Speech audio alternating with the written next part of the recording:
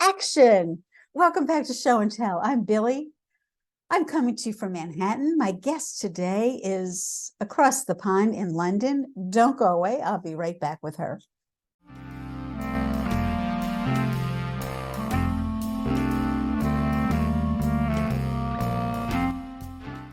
And I am back with my guest today, all the way from, I think, London, by way of Norway.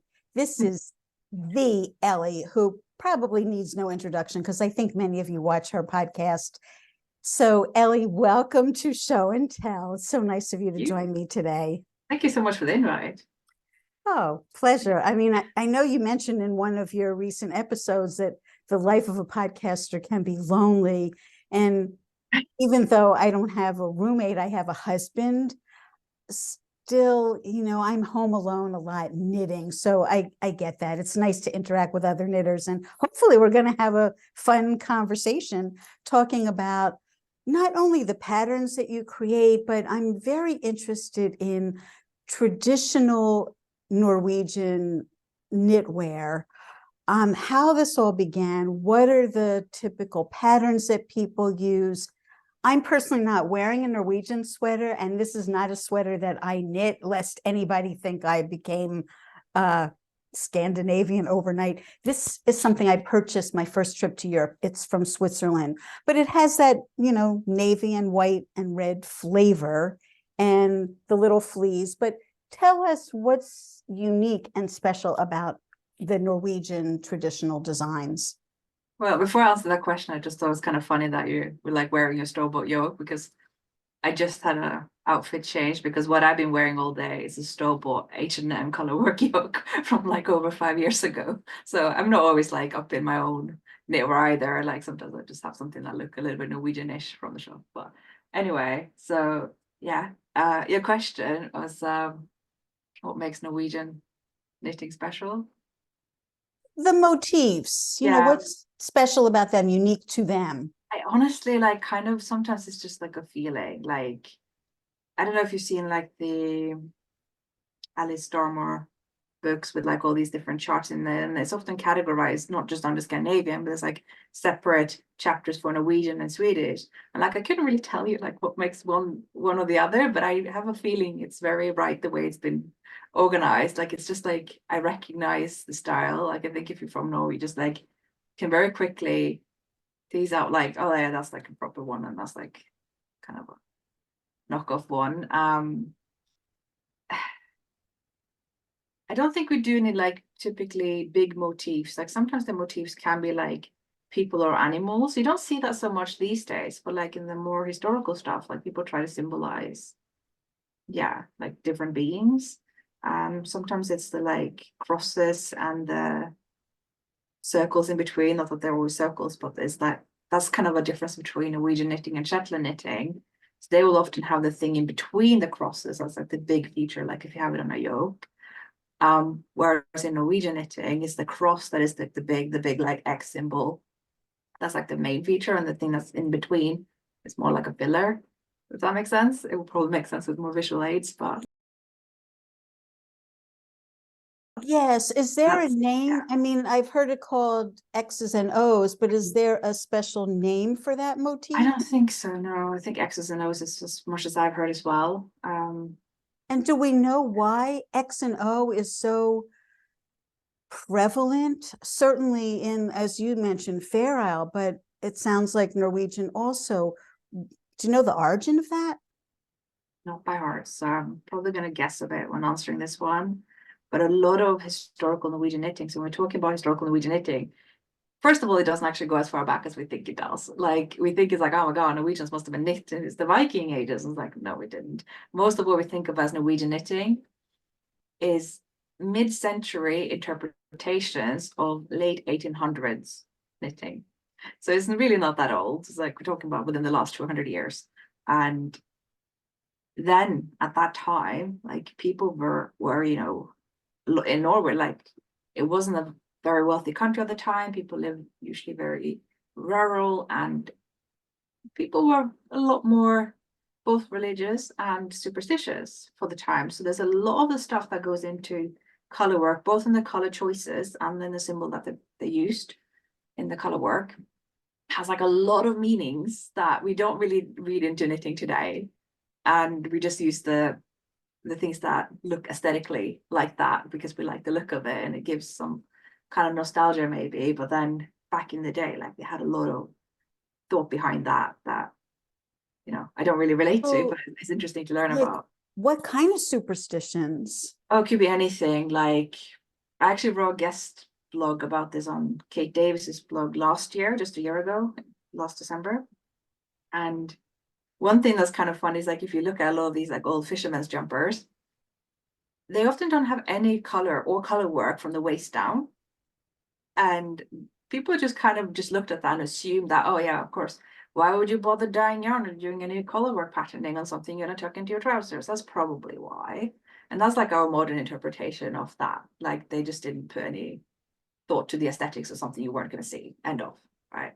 But actually, back in the day, they were like, oh, what you're knitting waist down, that goes into the trousers. That is like, you know, taboo area. They were, you know, dirty minds. And so they did not want to use any symbols, any powerful religious or superstitious symbols going down there. So they stayed with a pure white yarn. And that was like a symbol of like cleanliness and purity and like keeping it clean so that they weren't going to put any symbols where it wasn't going to go.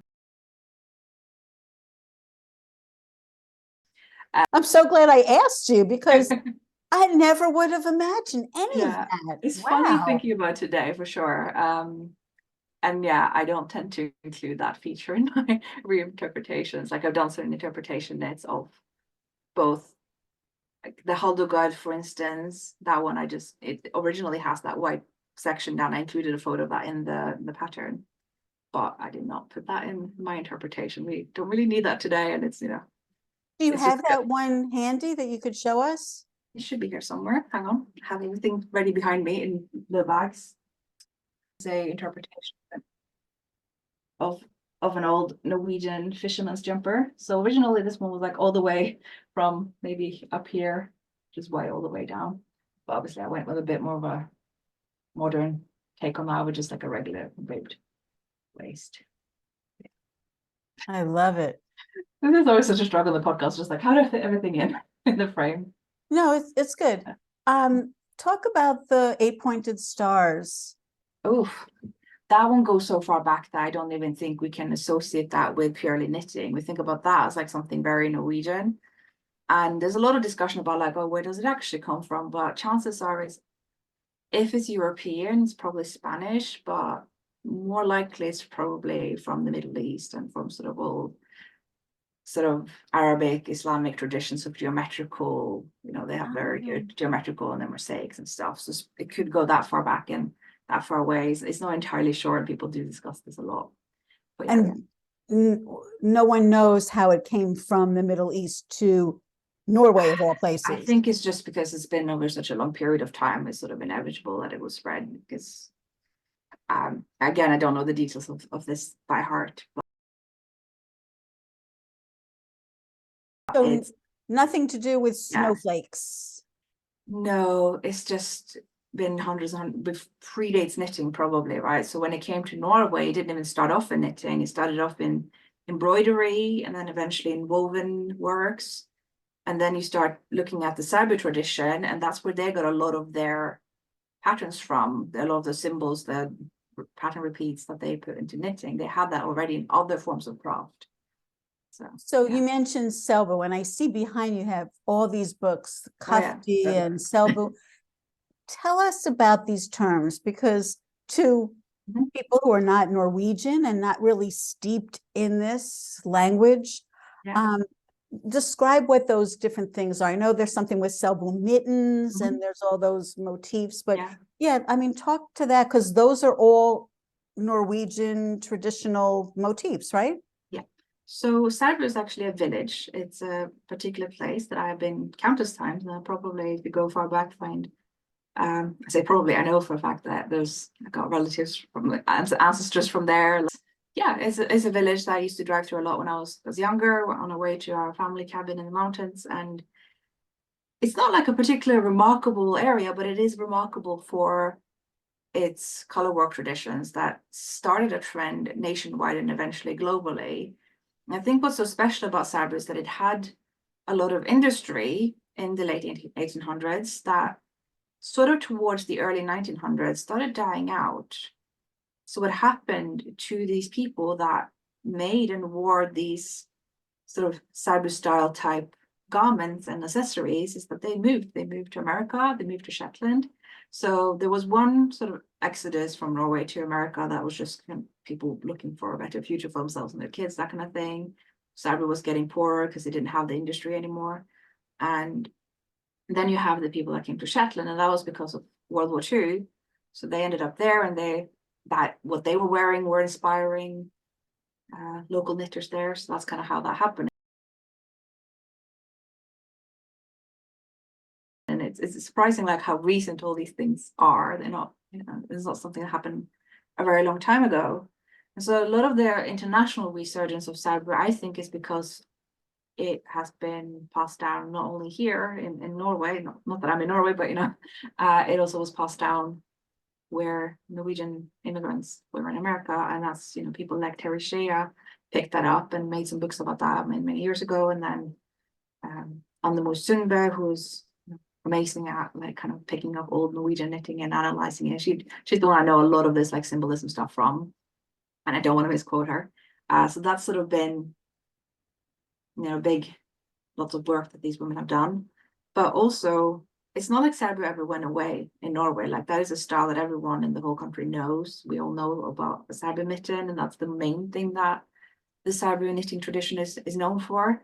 And it started from as well, because it started with this young girl who had knitted herself these mittens, and it took them to Sunday church and amazed everyone around, and it sort of slowly became popular in the area, and they started building a lot of traditions around these mittens and wedding traditions, and like this idea that the bride-to-be had to knit all these different mittens to kind of impress the family she was marrying into. Is like, and the different farms would have different motifs, and it's like a whole thing. Do you ever see those motifs showing up in garments, or it's only mittens? So that's the thing, like while it started off in mittens, it definitely spread. So you will find them in mittens, but you also find them in stockings and socks and hats, and eventually garments. So the one person I always credit from my inspiration of making Selbu inspired knits is Annemor Bardsgard, who in recent years have taken on this massive job of collecting all these symbols from all these different farms in Selbu and all these different families, and what has been found in museums. And I don't know, she's literally looked everywhere and collected everything and put them into these two books that I have on my shelf here. And the first book is the mitten one. So this is where I find motifs that are very good to put on mittens, but also on socks.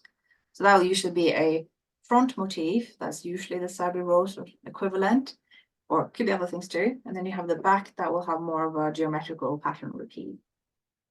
And then Are they always black and white? So I'll get back to that, but I'll just show you this one as well. Because the sweaters are not black and white. So this is the one I came after that has for the stockings and also good for garments. And while they're kind of, selling these books in the Selbu look, with this kind of black and white look, because that's kind of how we think about Selbu knits today, right? Like it's white knits with a black motif. And I don't know for sure right now, off the top of my head, if that was what the first mitten was like, but a lot of the early Selbu mittens were not like that at all. So they differ a lot from the current sort of more stylized take in that, well, first of all, people didn't have that much white yarn. The white sheep came to Norway quite a bit later, so that was a bit scarce. And so what a lot of people knitted was dark blue and red. So it kind of looked like it was black and red. So a lot of mittens actually have that look, which is sort of like not really what we think of as typical Norwegian knitting today, but it's definitely a more correctly traditional look. Is that very like stark black or very, very dark blue and bright red. Which I don't have anything like that around me right now that is in that style, but yeah, if you look into these old museum books, you'll often find that that's what older pieces look like. They weren't necessarily this black and white that we imagine today, or in the case of the Marius, sort of flag colors of red, white, and blue. So yeah, that's kind of something that's changed after we were introduced to the so-called Norwegian white sheep, which is kind of a combination, I think, of 3 or 4 different sheep breeds. What is kafti? How do you describe that to someone? Oh, so first of all, as the word kofte is kind of comes from different word traditions. So even if you just go over the border to Sweden, they will just use that word for any cardigan.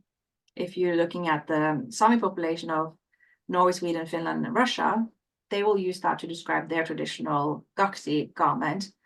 But in Norway, outside of that, a kofte will specifically refer to a type of color work, cardigans, sometimes pullover, especially if it has like a bit of a slit down here. And now also tend to just use it for color work jumpers as well. But it tends to be Do you cardigans. have an example of something you would call a kafte? I think the classic one is probably the Setesdal kofte. That's like the first one Norwegians will think of.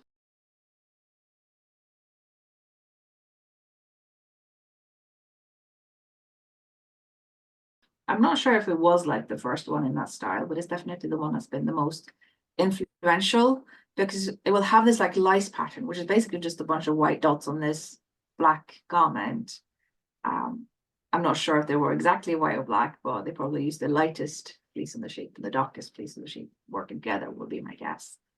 I don't know if I have any examples of that. But have those influenced your designs? Oh, for sure. Yeah, that's probably my favorite thing. Like, I wish I could remember where I put it right now, but my kofte is like a really good example of that. I try to put in all the like things that people think about when it comes to these without making it look like a particular kofte, and just kind of make it a generic one that I can call mine. So let's see some of your knitting, and maybe you could speak to how these traditions have influenced you.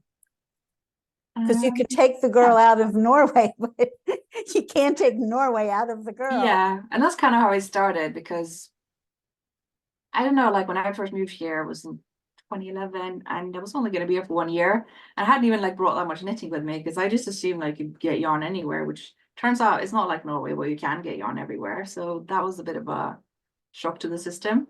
And then Why? Britain's very famous for wool. yeah, that's like a whole other story of like there's like a whole movement now to like resurrect the wool industry and trying to make sure that fleece doesn't get burnt and it gets actually used.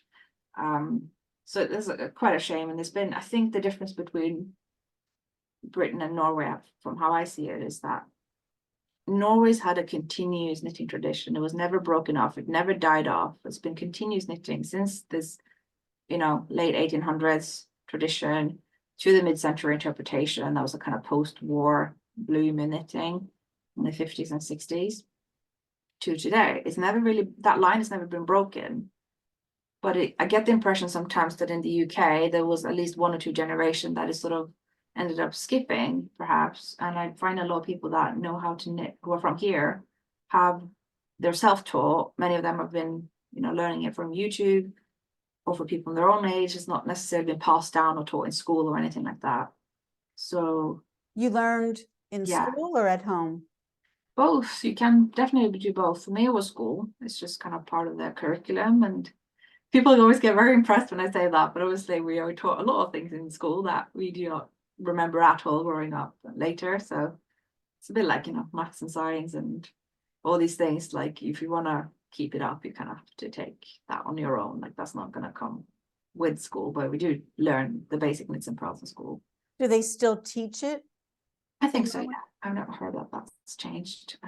There's a lot of like kind of skills like that's part of Norwegian curriculum. Like, we had woodworking, we had cooking classes, we didn't have to sew our own aprons before the cooking classes.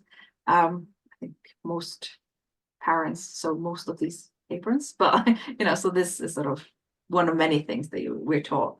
But I do think that's made a difference in that the yarn shops never went away. So we always have that availability. And even if you don't want to go to a yarn shop, you find it in the supermarket. And it's just a whole different story. So when I came here, I started missing all of that stuff. And I started missing the stuff that like I don't know, I suppose if I wore it, then someone would be easy to tell that I was Norwegian. And I don't know why that was like a thing that I thought about, because it's not like I necessarily want people to know, but it was just something that I started missing.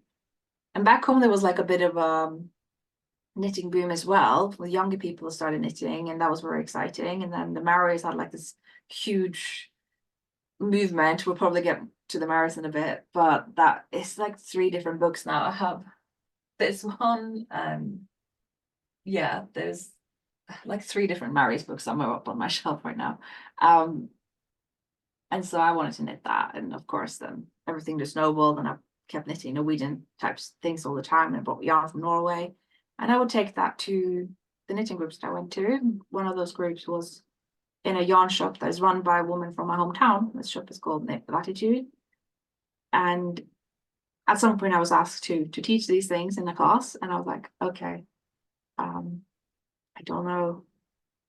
You know, I thought, try to think like, how do you do this? Like, you can't just give people other people's patterns, but also like, none of these patterns were even written in English. And even if they were written like 1 paragraph and then says knit from chart, and that's like the end of it. So my thing was like, okay, I'm gonna write it so that it's like class teaching friendly.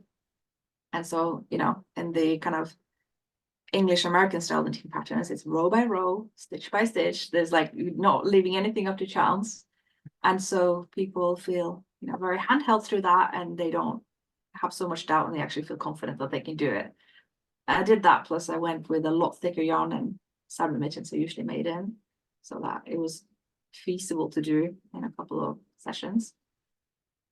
And then I put that up on Ravelry, and then people bought them and knitted them over and over. And then I was like, okay, I guess I can do more of these mittens. It's not like that I can just do the one. And then thanks to these books, I mean, it's been an amazing resource to make sure that what I'm doing is reasonably authentic, and what I'm putting on these charts and how I'm arranging it and everything. Even though I always put my own spin on it as well.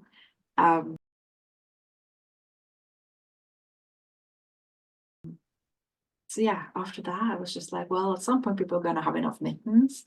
So then I started looking into other accessories, and then garments, and then got one of those here. This is my latest Norwegian sort of, I say Norwegian inspired just to kind of safeguard myself, but it's like very much Norwegian, and I am Norwegian. So this is the Setesdal coach. So yeah.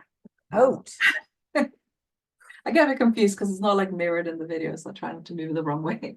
But basically, yeah, it's a whole coat, very oversized and boxy, and has like drop shoulders. And It's gorgeous. So it's like a lot of rib, and obviously you Thank don't you see for these clothes showing. when wearing it. That's just something that you'll see when it's hanging like this. Thank you for showing the floats. I think people probably enjoy seeing how the floats Yeah. are done. It's as gorgeous on the inside as it is on the outside. So I'll say something about the floats for anyone who's like worried about, do the floats have to look nice as well? And I'm like, they don't have to, but I find that if you just consistently hold the contrast color to the left of the main color, that will just happen on its own. I never think about the inside. That's just kind of what happens. So No, but it's how Yeah. many stitches you're spanning. yeah, that too. That's something I get asked a lot actually, is like, how many stitches is it okay for a float to go past? And honestly, there's no correct answer to that. There's some knitters that get very like, oh my god, it's over 3 stitches, I'm gonna twist the 2 yarns so that it's held in. Other knitters are like, I never do that, I never catch my floats, just as long as they want to be, because if this kind of yarn, it will ultimately start sticking to the main fabric, and you're gonna have to work quite hard to get that to separate. And then you have me, I guess I'm somewhere in the middle, where if it's more than 5 stitches, I'll twist the yarns, and I have that's kind of my golden rules. I don't have to overthink it. Always 5, regardless of the weight of the yarn. Basically, like, yeah. Same with I worsted don't know weight why, as fingering. Yeah, I do the same no matter what. I just Okay. makes it easy. I don't think there's any right or wrong answer to that. Just I never had an issue with the floats being too long, and I think the only thing I think that is the right answer to that is actually that it's not a good thing necessarily to catch a float too often, because that is more likely to show on the right side of the work than if you never catch it. And if you catch on the same spot in 2 consecutive rows, it will show. So don't do that. But yeah, that's just kind of, and it will affect kind of the elasticity of it if you don't do it. So there is a trade-off there as well. just kind of the knitter's choice, I think. I'm sure, like everything in knitting, it comes with experience. Yeah, for sure. And that's definitely the case for color work. Like, again, over the years, I've had a lot of questions about like, how do I do this, and that? And I'm like, I have kind of like out of principle never taught people, because, well, first of all, I'm a continental knitter, and then most people ask me or not. And then like, well, I can't advise on knitting non-continental color work. I'm not in a position to do that. So Right, I'm forgetting in England, they're probably all doing English yeah, and yeah, not, which is yeah. not a wrong way to do it. And you can do color work doing it that way. There's a number of ways. Some people combine continental and throwing to hold both colors. That's a way. I could never do that. I have no idea how, but I think that's a cool way of doing it.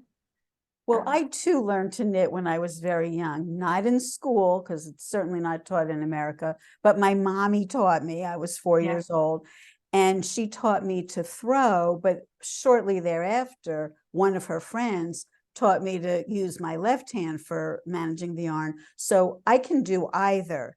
And That's when I'm great. doing color work, I do often carry one color in one hand, the other color in the other hand, and go across catching the floats. Yeah. Suzanne Bryan has a really great tutorial. I didn't learn how to do that. I learned that on YouTube from her.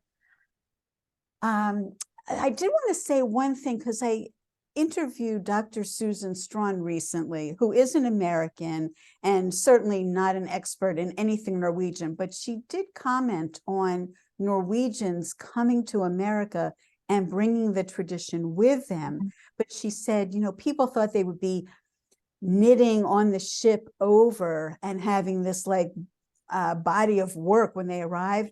On the contrary, she said, the Norwegians who were coming to this country felt like it was like something that peasants would do who couldn't afford to shop in stores. So they didn't want any part of the hand knitting. Although she did go on to say that in America, the ski wear industry somehow latched on to these Norwegian motifs and really kind of branded ski sweaters as Norwegian. So I think in this country, there was a point maybe in the 50s and 60s where most ski sweaters that you could buy that were machine knit, or maybe even hand knit, maybe in foreign countries, I don't know, had more of a Norwegian motif. So it's kind of interesting how Yeah.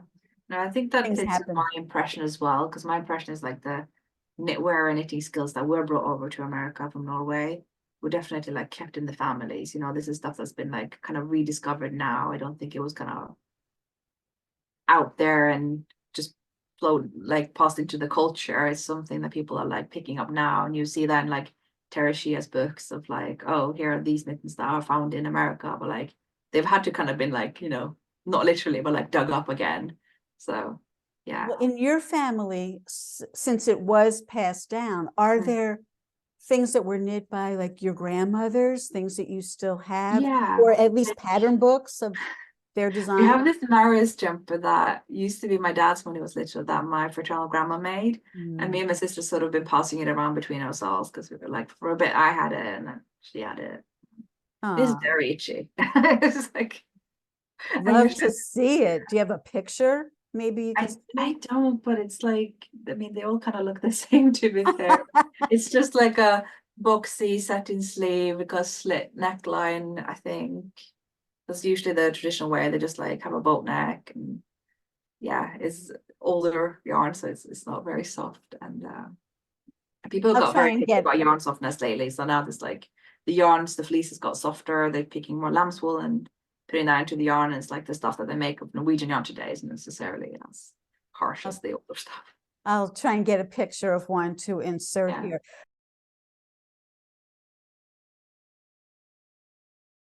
But since you're mentioning Marius, well, before we talk about Marius, I just want to say one other thing. I generally don't stalk people, but I sometimes peek into their Ravelry stashes. And in your case, I was really curious to see, because I know you're always going back and forth to Norway and hauling yarn back with you. So I wanted to see, like, what are the yarns that you're using? And in your stash, I saw what seemed to me like a preponderance of Norwegian yarns. Yeah. And I do think I keep my Ravelry stash kind of up to date, and it's, obviously not a private thing, so it's like all up there for people to look through. And sort of almost fits into my like IKEA Calyx shelf. I feel like every knitter has.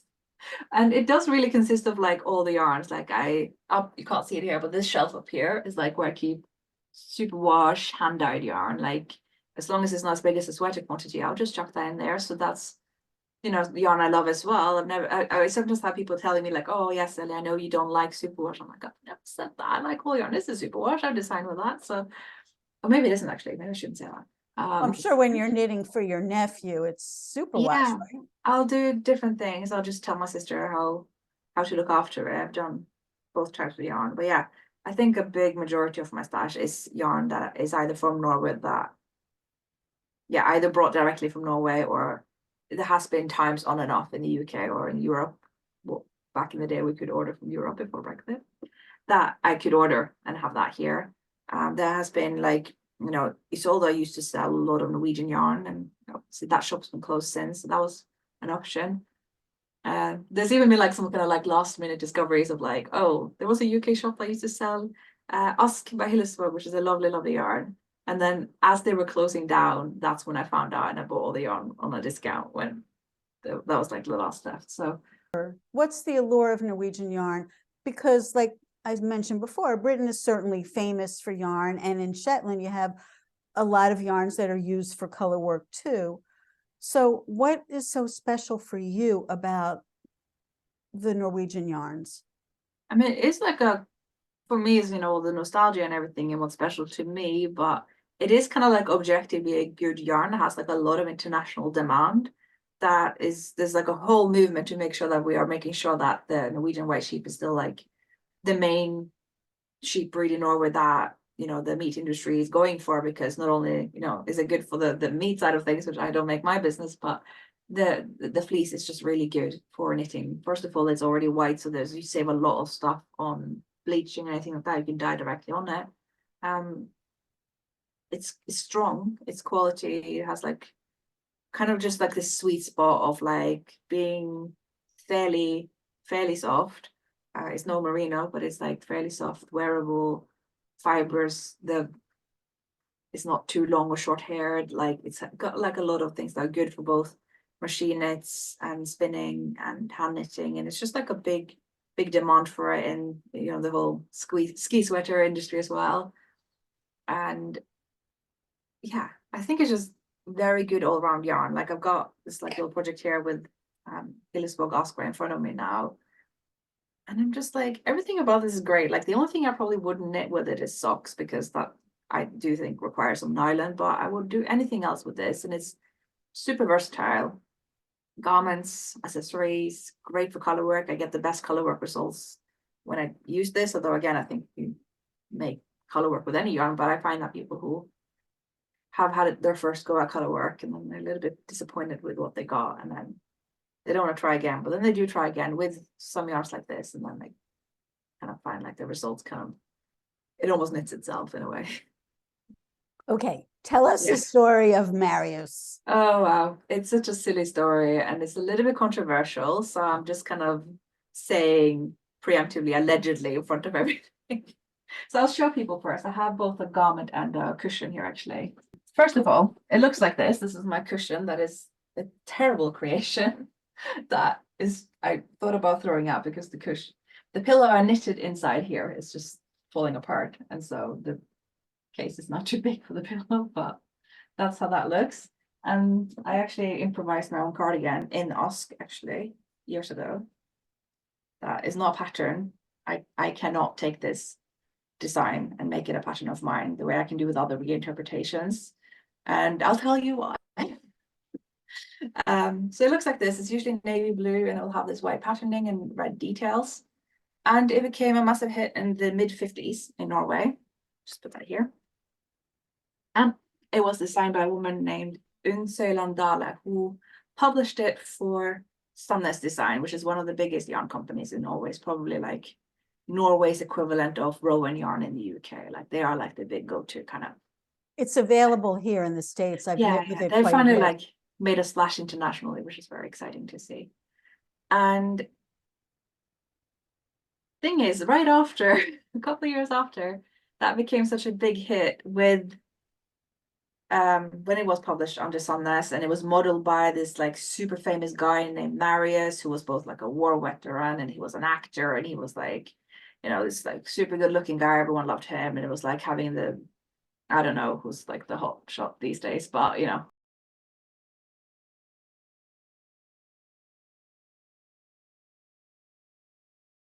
the equivalent of that back then. And so everyone wanted one, you know. I have my dad's old one, he was born in the 50s. I reckon it's from that period of time as well. But yeah, a couple of years after, the competitor of Sundness, Dale, which is like a mill that used to be kind of the next village over, they came up with the Cortina jumper, which looked a lot like the Marius. And that sort of started off a whole thing that I am a bit wary of commenting on. But it was kind of the norm at the time that the different yarn companies in Norway published patterns that looked a lot like the patterns of another company. So I can come up with lots of examples of this. Like you got the Nordic cardigan, and there's like the other companies will have something that looks a lot like that as well. Lots of examples of that. So I don't know what was so special about this one, but this time the designer wasn't having it. So she kind of, I don't know if it was the designer, if it was Sundness, or kind of both, but they kind of took the legal route, and over the years managed to show in court, I guess, that it had some kind of like legal recognition of being its unique design, and shouldn't have been like, it sort of ends up being copyright protected in a way that, and that's probably not the right legal term, but in a way that has never happened to knitwear before, where some say that it's legally quite dubious and some say that it is quite sound. I even had this discussion in a Norwegian knitting group I was at the other day. So it's hard to say because it's sort of been protected as a recognizable brand today. So while you can take most traditional Norwegian knitting and put your own spin on it because it's something that belongs to the people, the Marius has this kind of like special don't touch it thing, which kind of only seems to apply in Norway because they put the Marius print on pretty much every object you can imagine, like kitchen towels, spatulas, anything. Mugs. But yeah, I have lots of mugs of them, and it's sort of interesting because on one hand that was actually kind of not exactly in line with what the original designer wanted. She seems to be very, very particular about this. Should only be knitted in Norwegian wool in Norway, and that's sort of been watered down as it's become such a recognizable item. Now, where this gets complicated is that the Marius is derived from the Setesdal. I don't really have any examples of, well, we have a book here. We can try that.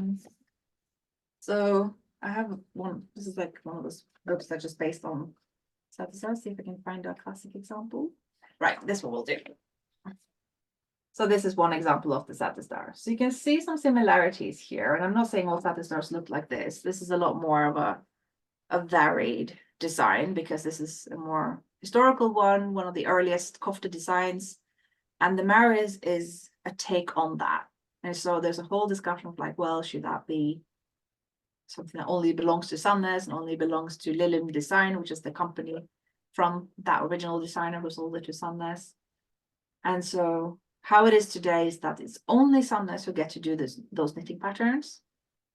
And it's only Derma who get to do machine knit versions of that and sell those. Don't know how Derma got in on this, but they did. Internationally or just in Norway? I think that is actually internationally. However, I have gone to like Sainsbury's here in the UK, which is like a regular supermarket, and found onesies with something that looks a lot like the Marius pattern that has nothing to do with the companies that own the rights. So it doesn't, I don't know how much it extends beyond Norway. So where it gets even more complicated is that the designer who published with the competitor company a couple of years after, it might have been that she was actually the first one, because the first designer was actually tutored by the second designer, who was kind of her senior and someone she had hired in her shop, and she's the mother of Marius. Ooh. So it's like she could obviously have Marius model the jumper because that was her son. So Marius had modeled the Marius jumper, but he also modeled his mother's design. That was a design that actually was already made in the 20s and looks like it's a step between the Setesdal and the Marius. So there's reasons to think, and some people do believe that the Marius was based on Marius's mother's take on the Setesdal. And so who's to say that the Marius design is like its own thing, but the thing that was in between isn't, or isn't that it, it's like, I don't want to take any sides. And obviously it's quite a personal story for the descendants of these designers, and it's become quite a sensitive topic in Norway. So I hope I gave it some fair treatment, but yeah, it gets confusing. And yeah. But after he himself was seen wearing the sweater, then it really blew up, right? Yeah. Then everybody wanted that. Because he wasn't just modeling it in the pattern publication that knitters saw, he was also wearing it in a very popular film at the time.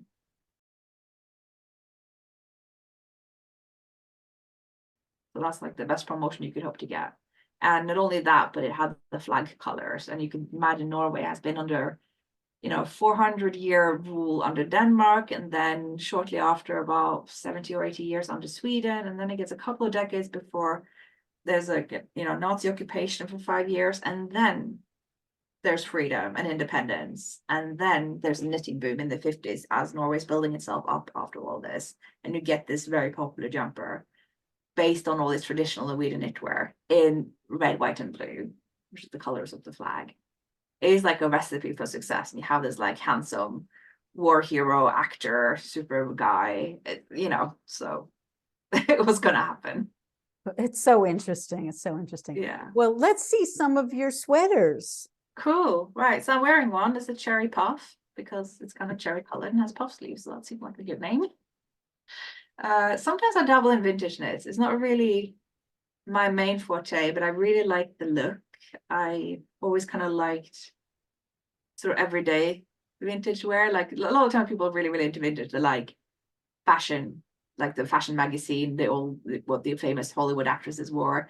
I like the sort of second-hand hand-me-downs vintage of like the kind of like what maybe women in the 40s wore under austerity, that they had hand-me-downs for the 30s that they try to make looking like modern 40s. Like it's quite specific. So sometimes when I dabble in that, that's sort of what I have in mind.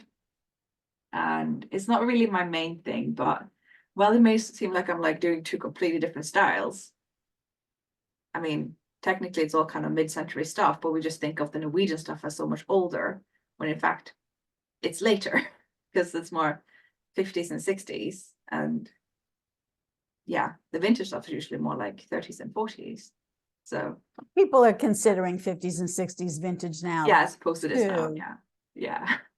So it does overlap, and it kind of, in my mind, that Marius jumper look goes really well with having your curly hair and rollers kind of look and red lipstick. So I had a bit of fun playing with that in lockdown. And so that's kind of where this kind of blouse type jumper came about. Another thing I did not think this was going to be such a hit, because I'd now dabbled a little bit in Shetland style, Fair Isle, if you will. I'm quite particular about only calling Shetland color work Fair Isle, not all color work, because yeah, this is sort of that. And this is the academic vest that I thought, there's lots of Fair Isle vests out there, and this is just my take, but actually it's been really, really well received. So I keep seeing this one pop up a lot on Instagram and stuff. It's made in Røma Finur, which is similar to the Askeon I've been talking about. Behaves very well with color work. So yeah. It looks like a huge undertaking. I mean, I've done Fair Isle. I've done the 46 stitches to 4 inches Fair Isle. That looks a little more accessible. What weight yarn is that? So Finland is probably more of a sport weight yarn, leaning on fingering weight, I would say. It's obviously like Ask very flexible when it comes to gauge. You can make very loose knit shawls with it, very tight knit mittens. And this is probably somewhere in between of that. So I've used a 24 stitch gauge, which is a typical gauge for sport weight or fingering weight sometimes. It's So very yeah, charming, it's very a British like looking.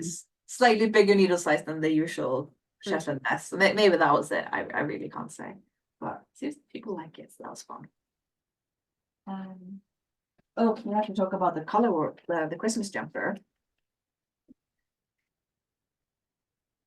This one again, I've done this for years. I still don't know what's gonna like become popular and what's gonna be like the usual crowd buys it, and it's you know, and either is fun for me. But this one, I did not think people were this like hungry for a Christmas jumper, and I keep seeing this one all the time now in my feed. But see, it's more than a Christmas jumper to me. In the very beginning of this conversation, you talked about animals. So Yeah. that is more traditional. It's got all of these Definitely, yeah. traditional motifs, which makes it just so adorable. What's below these little four prong thing? Is it So an animal? the idea of how I balance this out is that every other major motif is just sort of a little bit more abstract and floral or snow crystally. And then the ones in between are specific motifs. So this is, first one is the tree. Mhm. And then you got a reindeer walking along here. And then there's like a reindeer head. That's what I was thinking. Is that like a head of a lamb, or it's a reindeer head? Okay. Or something like that. I mean, it doesn't have And it's the something- antlers, got it. Yeah. Okay, that's what I was trying to That's the figure out. idea. And then this is actually repeating back to where I started, because I have basically one long chart. So adorable. Come on. So It's cuter than cute. And then the color happens to be really lovely too. So yeah, I have the whole chart in the pattern is basically from here down to here, but there's like a whole extra grid of different charts that you can put in. So if you want to take out some of these motifs and replace with something else, or you want to make it like super kitsch, and you can put in snowmen and Christmas presents and like go like all the way. And I've seen people use lots of different colors for the different rows as well. how many colors are in there? It's not just red and white, right? No, There's it some is. other... It is. It is. I had the pleasure of working with Labby and Amy yarns for this, and they had an undyed gray, and then they have a dyed red. And that's kind of what I've been using here. Because it almost looks like there's a little touch of hot pink. Maybe it's just how my screen is rendering it. How the colors are working Just two together. colors. And there's a shade here from the microphone and the camera. It's great to be able to achieve all of that in just two colors. Yeah, it was one of those things that I just, again, I felt the need. This is how often things start for me. Like I felt the need to have this thing.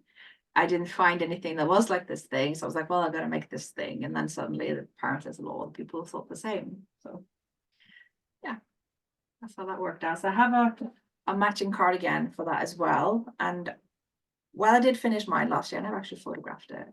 It does have a pattern of the kind of unfinished piece. I just cast on another one today. So I'm kind of working on that now because I finished a big design commission. That's very, very Norwegian style. That's kind of all I can say about that one. So I just want to cast on something familiar. So it's one of those designs that like you can make in so many different versions. It has a lot of like reknitting, I guess, like reknitability value. So you can make it several times. Most of the time we buy a pattern, we knit it once and that's it. But this one, like kind of, you can make so many different versions. There's only color work for the yoke or color work all over. This one, I'm going to actually do color work just for the yoke for some variety. And I've had some test knitters who did a version that I really liked. So I was like, okay, I'm going to copy my test knitters. Anything else? Ooh, I've got a shawl. Sometimes I do shawls. And here again, I dabbled in a little bit of more Shetland style things. Because I really, really like this Faroese shawl shape. And it's not really used a lot in sort of the Indian knitting scene. And I have to get back a bit to show the whole shape. Because it's almost like shaped like wings. It goes like up like this. Okay, this is not fit within the frame. Because it is shaped like a triangle shawl, except it also has increases in the wing itself, like a bit like a half circle shawl. So it kind of combines both plus having this spine that increases more gradually. And it's a very commonly used shape in the Faroese Islands, hence the name. But I'd never seen anyone put the old, like, sort of this Shetland shawl. I'm careful about what I'm naming it, because there is one name for these, like, it actually isn't called, it gets confused with. So yeah, feather and fan, seafoam, but I think there's one that is not the right name. But I forget. How would you wear this? So I like to wear my shawls kind of like this, you know, just around. But you know, that depends kind of on I guess your style. So the other option is kind of going a bit more old school around here. And it's so big that it actually goes around my waist, and I can tie it on the back like this. And it's so nice when you're just like at home getting a little bit cold, and yeah, can just walk around in that. So I'm very pleased with that. And I got to use Gul yarn, which is a dye company in Denmark that dyes with natural sort of dyes on New Zealand lamb's wool. So I really enjoy working with that.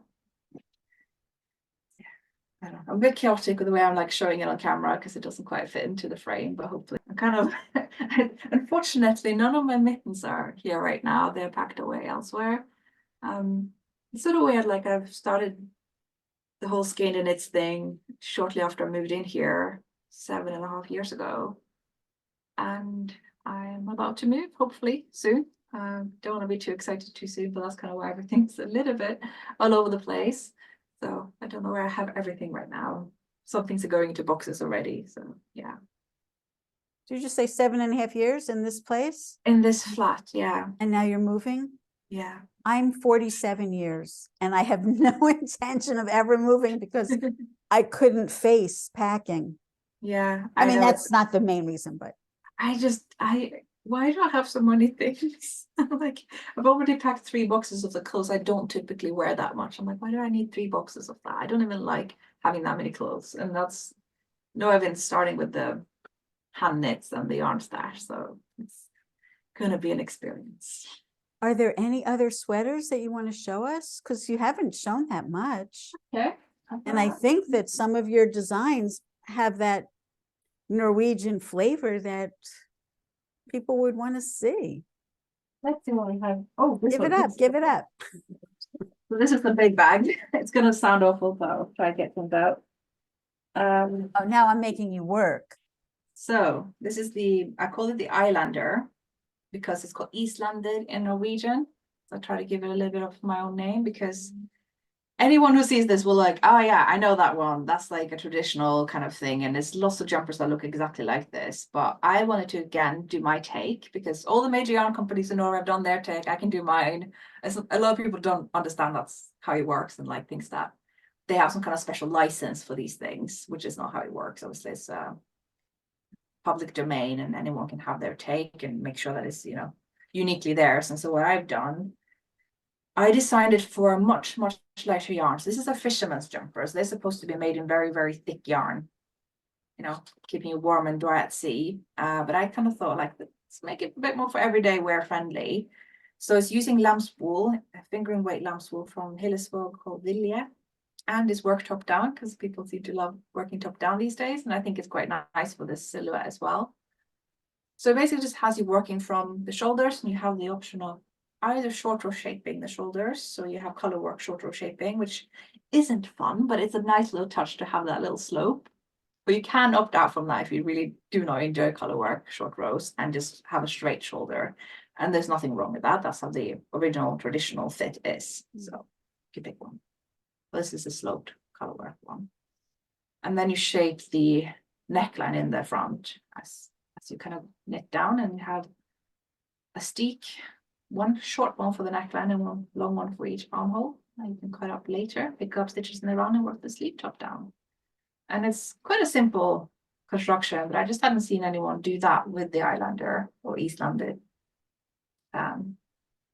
So yeah, and there's lots of pattern variations of this one as well. I think this is the most classic one, or the one that, again, we associate today, and that's been sort of stylized to be the Islander or Eastlander, but Also just 2 colors.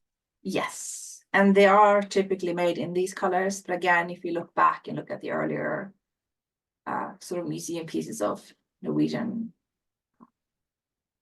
fisherman's jumper, they can be in lots of different colors. Often they were made in blues, I think, different shades of blue. But yeah, so that's sort of, I don't know, had a lot of fun doing my version of that. And it seems like there's been lots of versions of this coming out since from other designers. Like I've seen several raglan versions now, which is quite exciting. So yeah, it's one of those like very nostalgic things.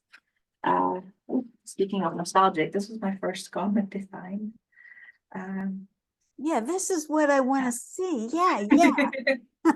I Because found it. it's got that Norwegian Yeah. flavor. Yeah. I don't know how lucky I got with this one, because this was my first garment design, having never done it before. And I wouldn't change a thing. I think I got everything right. I was probably like very perfectionistic with my first one, and didn't want to leave anything to chance because I didn't know everything at the time that I do now. And it worked out. Sad to say the yarn's been discontinued. It was called PT2, but it's not officially discontinued. It was merged into Rauma Finull because they were very, very similar yarns, and they're ultimately all owned by the same company. I think Rauma Finull is softer than this for sure. Some might say it's a good thing. So you use a lot of round yoke. I guess not as much as I would like. I do quite a few. I've done quite a few, but they're quite hard to design. I was They're going very, to very say, difficult. I haven't knit them a lot, but usually when I do, I'm not happy with the fit. And I would imagine that some designers have this down. They really know how to get it so that there's not a lot of extra fabric in here. But you may be one of those who's really mastered the good fit, because I think you use it a lot. I would say yes and no. It is very, very hard to design these, but it's very, very easy to knit. So that's what people really love knitting them, because it's just smooth sailing. The problem there is, like, aside from maybe like size medium, give or take one size, you start running into fit issues if you do a very formulaic color work yoke. And so that's the things that you were saying, like if you do a very large size and it's supposed to have the same increase rate if it's top down as these sort of medium sizes, you're gonna end up with a lot of fabric sooner than you need them. So you get a lot of this bunching and stuff. And in a way you could say that's fine, because it's a yoke, is not supposed to be fitted. If you want a tailored fit, safest to go with the sort of traditional satin sleeve with like an arm side and the whole thing. But at the same time, this can be avoided in yokes as well. So I make it a lot harder for myself to make the fit better. So what I will often do is have these like rest row rounds in between. So you see, not every round here is color work. And that allows me to put in an exact increase in stitch count that I think I need for every given size. So it's not going to be too much, too little. So for the smaller size, I will usually make sure that we're increasing quite rapidly, because they don't need a whole lot of extra fabric here. It's the shoulder part that we need stitches for. It doesn't need to be as gradual, because there's not, they don't have this sort of curvature that a larger size will have. And the opposite for the larger size, I need to make sure I'm not adding all these stitches right in the beginning, because they need to appear shortly after the shoulders and when we have the more upper arm and bust. So that you can't really do that if you're using a formulaic color work increase that is easier to design and possibly easier to knit. But I think long term we want to think about the fit. That's the long term factor. Right. I mean, if it doesn't fit well, then you're apt to not wear it. Yeah. And it's a lot of knitting to have it be sitting in the closet. Yeah. So my kind of method that is incredibly complicated, I don't know why I've done this to myself, is to have decided that at different points in this yoke, I want different percentages of the full yoke circumference. I want to start off with 40% and I want to end up at 100%. But with the smaller sizes, I want to reach 100% a bit sooner. With the larger sizes, I want to reach that 100% a bit later. So I try to go, okay, 40, 50, 60, 70, 80, 90. Right. And this, ladies and gentlemen, pay attention. This is why this woman has a PhD. That says it all. That just says it all. That was brilliant. Thank you. And I hope that other designers are listening, because that was a masterclass right there. Thanks. I honestly, I Wow. would love to take your classes as well. I'm not gonna say like I figured it all out. I think I figured out a way that I feel very, very confident about, and that works. But if there's an easier way to do this, oh my God, I want to take a class so bad. So, but it works. Like at the end of the day, I'm very happy with all my yokes, and that's I guess what counts in the end. So All right. I think this is probably a good place to wrap. We've been yapping a long time. cool. Okay. Bye-bye. Thanks for Ellie, having thank me. you. Thank you very, very much for spending this time with me today.